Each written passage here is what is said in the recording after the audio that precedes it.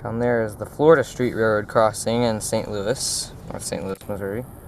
Got Transport Products, Gate Max, emergency information. This is the TRA Merchants District. WRRS, Mechanical Bell. NEG gate lights on the gate. Safe Tran 12 by 20 inch lights with, I believe, Western Cone Haze LEDs. And there's the other side. And that there is looking north, and this here is south. And there's the St. Louis Southwestern Freight Depot. So this is Florida Street. I can't really get up there. The roads are all blocked off by debris, but this is Florida Street Railroad crossing in St. Louis, Missouri. Over and out.